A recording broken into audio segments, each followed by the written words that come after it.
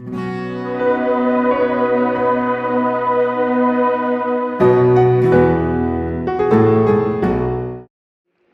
we have the next question from the mic? Hi, my name is Shanice and I'm a student studying business. I'm actually curious about LGBT, which refers to the community of lesbians, gays, bisexual and transsexuals. So what Islam's point of view of this issue? Because I used to believe that we have to accept people regardless of their sexual orientation. So after I study some information about Islam, I know that Islam rejects this. So I want to know further about this issue. Thank you.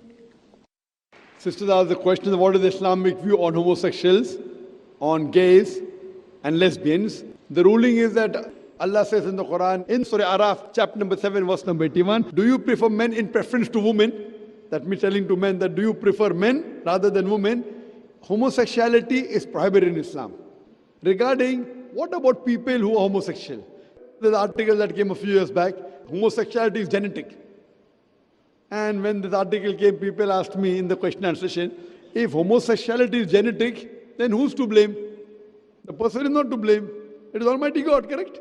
Later on, it was found that this is totally false, and the person who propounded this, he himself was a homosexual. What today's psychologists tell us, that when a person goes beyond the limit, he keeps on wanting things which is unnatural. So today you see in the Western world, there is obscenity. Like my son said, the women's talk of liberalization is nothing but a disguised form of exploitation of body, deprivation of a soul, and degradation of honor. The Western society claiming to uplift the woman had degraded her to concubine, to mistresses and society butterflies with a hidden behind the colorful screen of art and culture. In today's society, you have advertisement. In a motorbike advertisement, invariably there's a woman. Now how many women ride motorcycle? Percentage-wise, but you see a woman in the ad, why? And I was told of a very famous ad of BMW.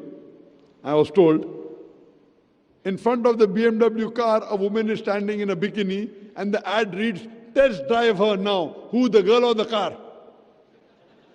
So they're selling their daughters, they are selling their mothers, and they're saying that women are liberated. What happens that when you go beyond limits, all religions say that if you want to have relationship, you marry. Correct? According to American statistics, America doesn't agree in Islam. Islam says you can have more than one wife, that's a different question. In America, the American statistics tell us an average American, before he settles down with a permanent life partner, he has 8 different sexual partners. Some may be having 2, 10, 20. Average is 8. 8 different sexual partners before they settle down with one. So they are disregarding the law of the Creator. Do you know, according to American statistics, every 12th person you meet has committed incest. Incest means having sexual relationship, brother and sister, son and mother, father and daughter. It's absolutely nonsense. Because they get so open, etc., they deviate from the natural path, so they want things which are different. So when they get so much used to it, having heterosexuality, they start homosexuality. It is not genetic, it is based on the things which you do, unnatural things. Psychologically, you want something different, then you go to homosexuality. So if you stop this deviation from the path which is given guidance in the Quran and the other religions, what you realize, this will stop. And I remember I'd been to Canada in 1996 first time. A man kissing a man. And Canada has legalized marriage of gays. Now, all this is coming because they're deviating from the truth. And today psychologists tell us that a person who has no extramarital sex enjoys the best married life. You deviate from your normal thing, and this is what happens.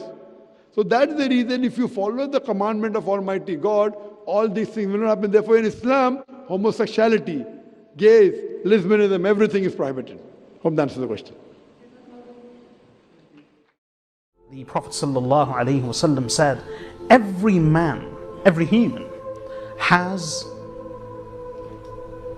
a devil that is assigned to that individual. And that devil is forever attached with each individual. And these are very clear and authentic hadith.